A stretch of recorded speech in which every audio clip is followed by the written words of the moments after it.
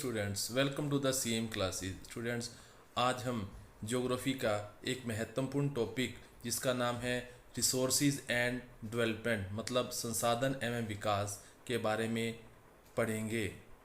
Let's start the topic. Dear students, आज हम जो सामाजिक अध्ययन का एसएसटी का जो चैप्टर पढ़ने जा रहे हैं वो ज्योग्राफी का एक बड़ा ही महत्वपूर्ण टॉपिक है जो कि 10वीं कक्षा की एनसीईआरटी की बुक समकालीन भारत 2 से लिया गया है। और इस चैप्टर का नाम क्या है? संसाधन एवं विकास। सबसे पहले हमें ये पता होना चाहिए कि संसाधन क्या होता है और विकास क्या होता है। तो सबसे पहले हम करेंगे संसाधन मतलब रिसोर्सेज क्या होते हैं।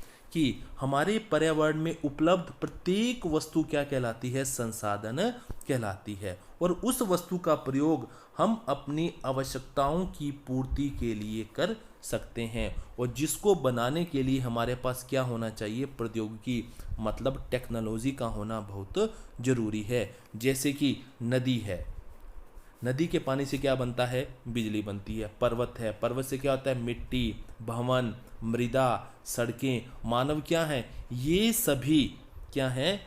प्रमुख संसाधन हैं। जैसे मैंने बताया आपको, पर्वत, मृदा, ये सारे क्या हैं? ये सारे संसाधन कहलाते हैं। अब नेक्स्ट आगे क्या आता है? संसाधनों के प्रकार। कि संसाधनों के कितने प्रकार होते हैं, ये इसका वर्गीकरण किन आधार पर किया जा सकता है? संसाधनों का वर्गीकरण अनेक आधारों पर किया जा सकता है। तो सबसे पहला आधार कौन सा? उत्पत्ति के आधार पर।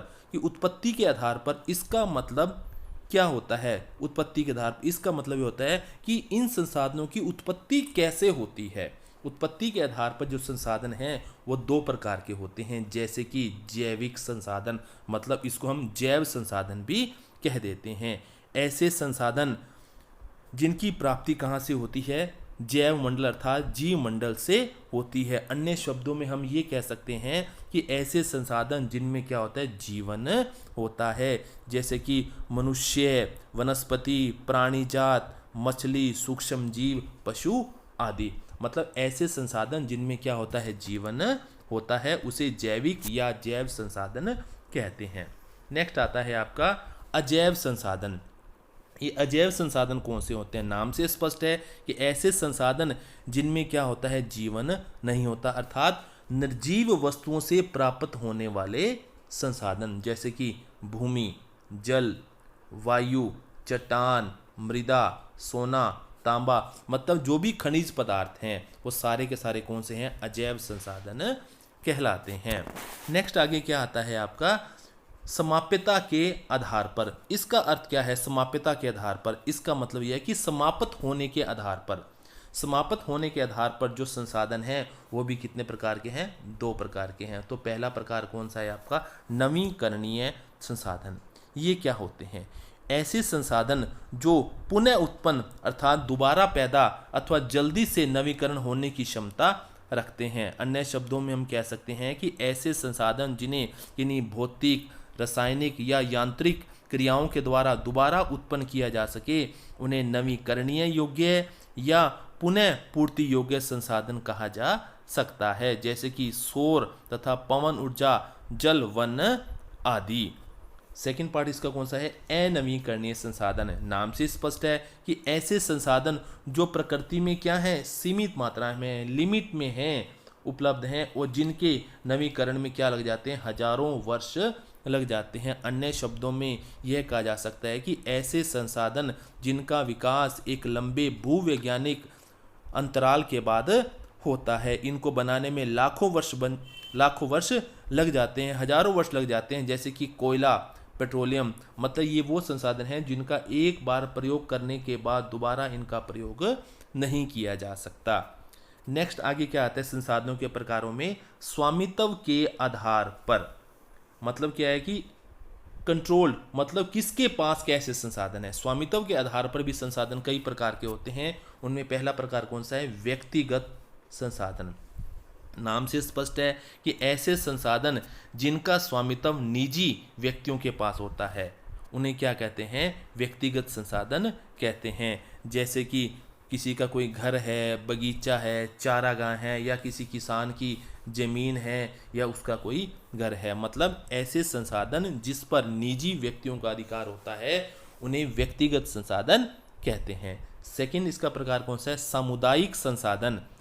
मतलब ऐसे संसाधन जिनका स्वामित्व, जिनके ऊपर अधिकार किसका होता है? समाज का या समुदाय का अधिकार होता है। जिसका मतलब क्या हुआ कि ऐसे संसाधन जिसका प्रयोग सारे समाज के या सारे समुदाय के सदस्य कर सकते हैं। जैसे कि शमशान घाट, किसी के लिए कोई रोक टोक नहीं है। जैसे कोई भी पिकनिक स्थल है, खेल का मैदान है, या कोई पार्क। नेक्स्ट इसके प्रकारों में आगे कौन सा आता है? राष्ट्रीय संसाधन। नाम से ही स्पष्ट हो रहा है कि राष्ट्रीय संसाधन कौन से होते हैं। राष्ट्रीय संसाधन वे संसाधन होते हैं जिनका स्वामित्व, जिनके ऊपर अधिकार कौन रखता है? पूरा राष्ट्र रखता है। जैसे देश की सरकार को क्या होता है? कानूनी अधिकार है कि वो व्यक्तिगत संसाधनों को भी क्या कर सकता है? राष्ट्र के हित के लिए, जनता के हित के लिए उनको पर अधिकार कर सकता है। जैसे कि आपने देखा होगा कि जो सड़कें हैं, नहरें हैं, या रेल लाइनें हैं, ये क्या चीज़ें? ये व्यक्तित्व स्वामित्व वाले खेतों में क्या है? ये बनी हुई हैं। ओके, कि जैसे कि ये भी कह सकते हैं कि सरकारी ज़मीन है, सड़क है, रेल लाइन है, ये कई बार खेतों में से होकर गुजरती हैं। मतलब सरकार ने उसके ऊपर अपना स्वामित्व लिया हुआ है। नेक्स्ट आगे क्या आता है? अंतर्राष्ट्रीय संसाधन। ये क्या होते हैं? वे संसाधन जिन पर अंतर्राष्ट्रीय संस्थाओं का नियंत्रण होता है। अन्य शब्दों में यह कहा जा सकता है कि ऐसे संसाधन जिन पर पूरे विश्व का सार्वभौमिक यूनिवर्सल कंट्रोल मतलब हक होता है, जो किसी भी देश की सीमा से लगभग 200 किलोमीटर दूरी पर खुले जो महासागर हैं उनके ऊपर क्या चीज़ है? किसी एक देश का नहीं है, बल्कि सभी देशों का अधिकार होता है। जैसे कि अंतरिक्ष है, स्पेस है, समुद्रीय जल है, इनके ऊपर। मतलब ऐसे संसाधन जिसके ऊपर क्या होता है? पूरे विश्व का अधिकार होता है, उन्हें अंतर्राष्ट्रीय संसाधन कहा जाता है। नेक्स्ट आगे क्या आता है? संसाधनों के प्रकार में विकास के आधार पर संसाधन।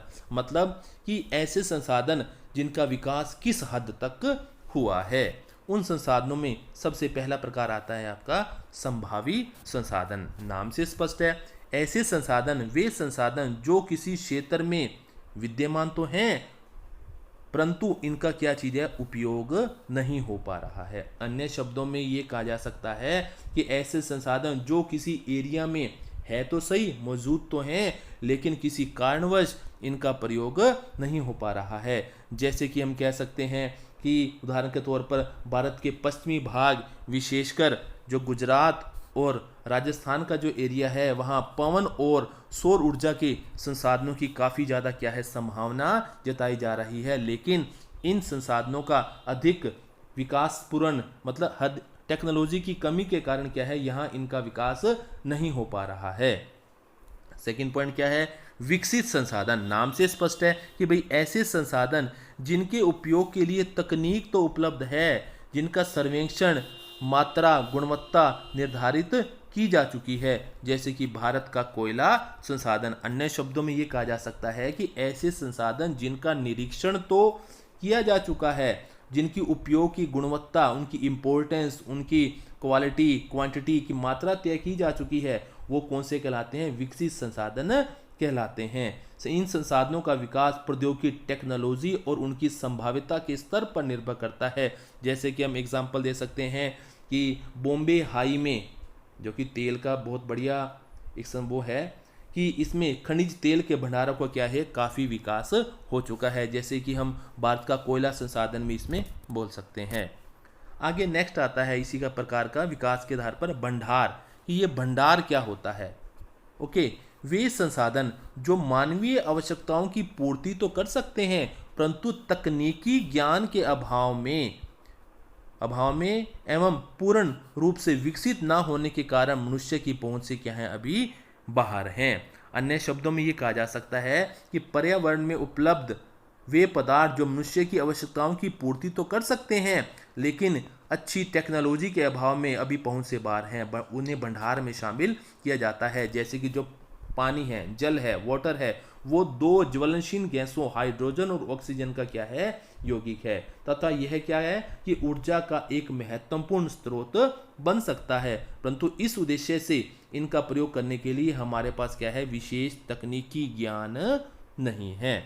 नेक्स्ट प्रकार क्या आता है इसका, संचित कोश। संचित कोश क्या होता है, इसमें क्या शामिल किया जाता है, वे संसाधन जिनके लिए प्रौद्योगिकी उपलब्ध है, मतलब टेक्नोलॉजी है, परंतु पूरी तरह से उसका उपयोग नहीं किया जा रहा, लेकिन ये तो है कि भविष्य में, फ्यूचर में उनके प्रयोग किए जाने की क्या है, पूरी पूरी संभावना है।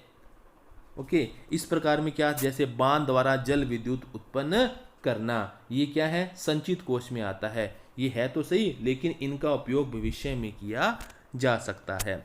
नेक्स्ट आगे क्या टॉपिक आता है, संसाधनों का ह्रास, कि मतलब संसाधनों का नुकसान कैसे हो रहा है, क्या किस कारण से इनका फटाफट, मतलब क्या है कि जल्दी जल्दी इनका नुकसान हो रहा है। सबसे पहली बात क्या आती है कि लालच। आज मनुष्य इतना ज़्यादा लालची बन गया है कि वो संसाधनों का प्रयोग, क्या चीज़ है, संसाधन क्या चीज़ है, उसके ऊपर किसी एक का नहीं बल्कि सभी का अधिकार होना चाहिए। उन संसाधनों का अत्यधिक उपयोग होने के कारण क्या है कि इन संसाधनों का विनाश हो रहा है। आज पेट्रोल डीजल की कीमतें इतनी ज़्यादा क्यों बढ़ रही हैं, क्योंकि मनुष्य बेतहाशा, इनकी ज़रूरत ना होते हुए भी क्या है, इनका क्या है, प्रयोग, अत्यधिक प्रयोग कर रहा है। सेकंड क्या है, संसाधनों का केंद्रीकरण, समाज का बंटवारा। आज संसाधनों का हाथ, संसाधन इसलिए जल्दी जल्दी खत्म हो रहे हैं क्योंकि इनका क्या हो रहा है, केंद्रीकरण हो रहा है। और केंद्रीय का मतलब एक जगह पर इकट्ठा होना, और इसके कारण क्या हो रहा है, समाज का बंटवारा भी तो हो रहा है। नेक्स्ट क्या आता है, अंधाधुंध उपयोग। आज जैसे क्या चीज़ है, भूमंडल, आज संसाधनों का हम अंधाधुंध उपयोग कर रहे हैं, जैसे कि इसके कारण क्या हो रहा है, भूमंडल तापमान, मतलब क्या है कि आज ग्लोबलाइजेशन, मतलब इतना वैश्वीकरण के कारण, इतनी ज़्यादा तकनीकों का प्रयोग होने के कारण हमारा जो वातावरण है वो बहुत ज़्यादा गर्म हो रहा है। ओजोन परत का क्षय, ओजोन परत में क्या है, छेद हुआ पड़ा है, पर्यावरण प्रदूषण हो रहा है, और भूमि निम्नीकरण, मतलब जो हमारी खेती योग्य भूमि है उसका नुकसान भी तो हो रहा है। और इन संसाधनों का लगातार अगर हम प्रयोग करते रहें तो पृथ्वी के भविष्य के लिए क्या है, ये खतरा सिद्ध हो सकते हैं, उसके लिए भी हानिकारक हो सकते हैं। आगे क्या आता है, सतत पोषणीय विकास। क्या है ये सतत पोषणीय विकास? सतत पोषणीय विकास का अर्थ यह है कि पर्यावरण को नुकसान पहुंचाए बिना किया जाने वाला विकास, मतलब यह आर्थिक विकास की क्या है, एक ये प्रक्रिया है जिसका उद्देश्य क्या है, पर्यावरण को बिना नुकसान पहुंचाए वर्तमान और भविष्य की पीढ़ी को क्या करना, भविष्य की पीढ़ी की आवश्यकताओं की पूर्ति करना है।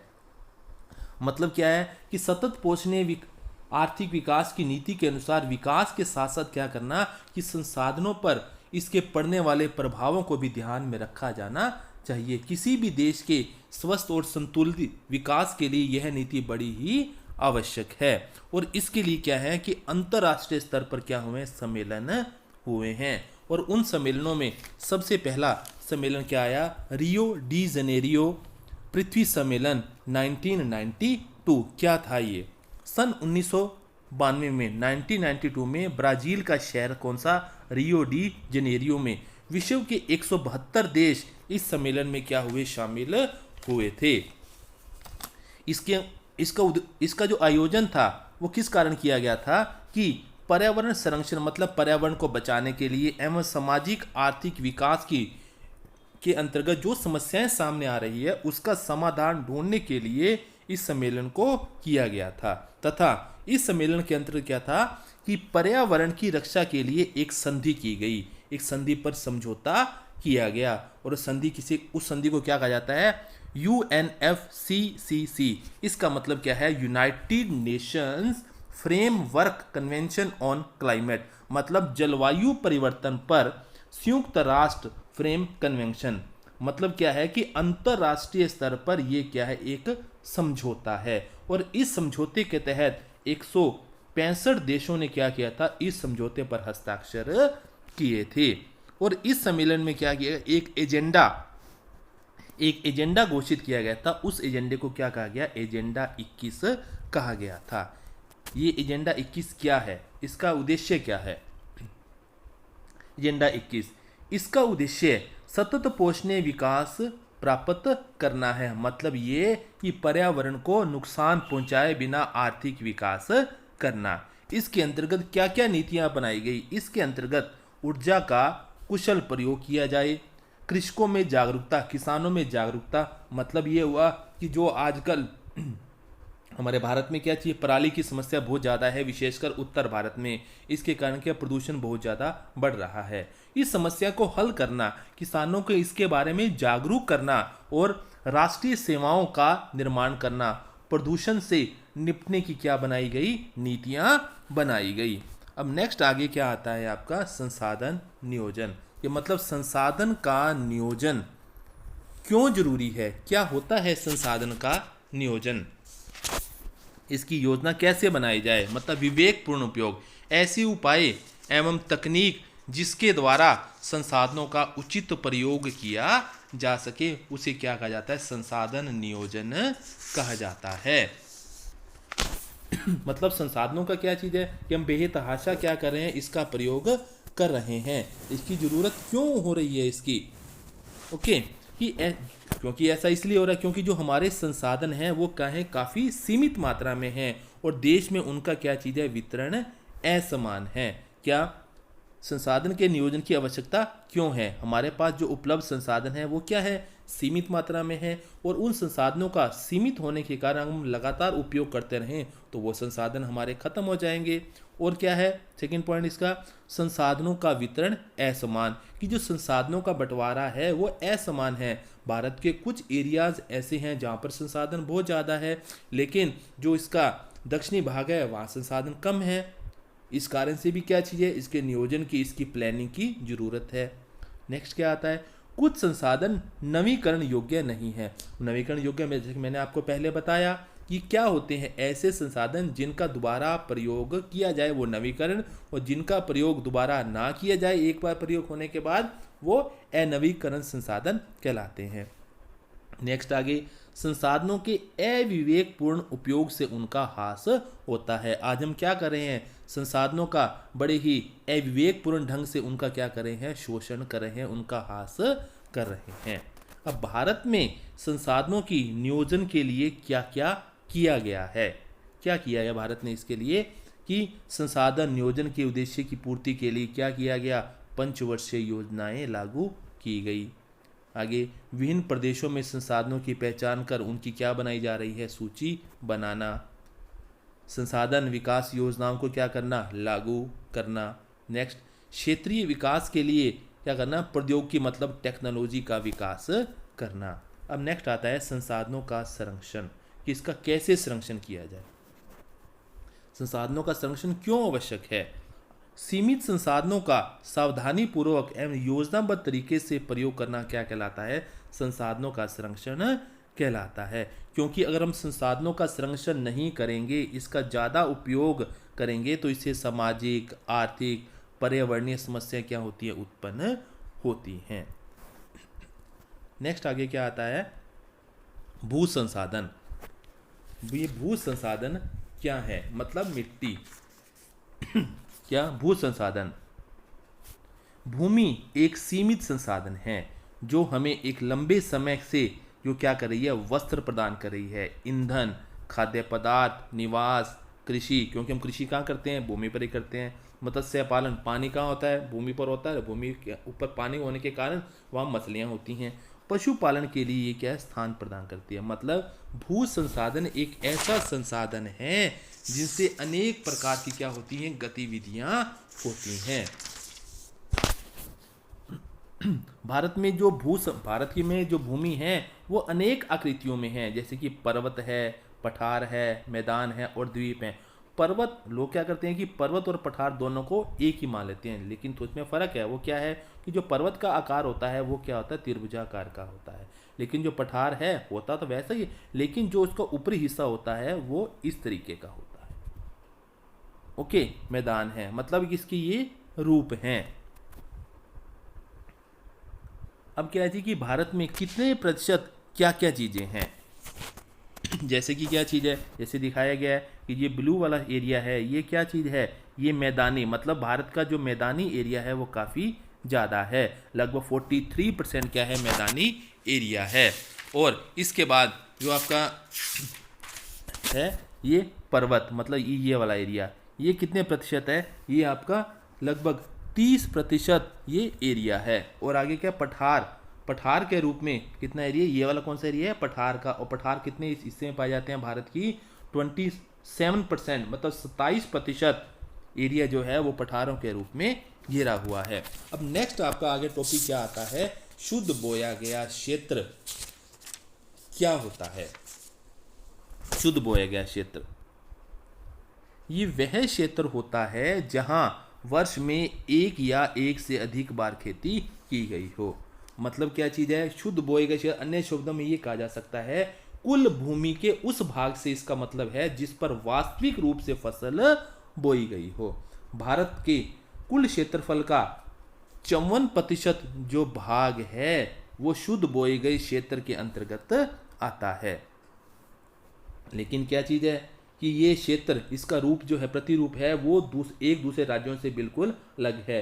पंजाब और हरियाणा में ये कितना है, 80% से अधिक है, जबकि अरुणाचल प्रदेश है, मिजोरम है, अंडमान निकोबार है, वहां पर ये क्या है, 10% से भी क्या है, कम है। इसे निवल बोया गया क्षेत्र भी कहा जाता है, मतलब एक वर्ष में एक से अधिक बार खेती की जाती है। भारत में कुल क्षेत्रफल का लगभग आधा भाग शुद्ध बोया गया क्या है, क्षेत्र है। ओके, तो इसके साथ एक टर्म और है इसकी, कुल बोया गया क्षेत्र क्या होता है। इसमें शुद्ध बोया गया क्षेत्र एवं प्रति भूमि दोनों शामिल होते हैं, क्योंकि जो खेत का जो एरिया होता है कि एक एरिया तो वो जिस पर क्या की जाती है, खेती की जाती है, और एक एरिया क्या होती है जिस पर खेती नहीं होती। इन दोनों का मिलाकर जो क्षेत्र बनता है वो क्या कहलाता है, कुल बोया गया क्षेत्र कहलाता है। इसे सकल बोया गया क्षेत्र भी कहा जा सकता है। कुल बोया गया क्षेत्र भारत में शुद्ध बोए गए क्षेत्र से क्या है, काफी ज्यादा है। अब एक टर्म और आती है आगे, प्रतिभूमि क्या होती है। वह भूमि जिस पर कुछ समय के लिए खेती नहीं की जाती, लेकिन उसे क्या होता है, थोड़े समय के लिए खाली छोड़ दिया जाता है ताकि उसमें के जो आवश्यक जो तत्व हैं वो उसके अंदर शामिल हो जाएं। एक वर्ड कौन सा है, बंजर भूमि।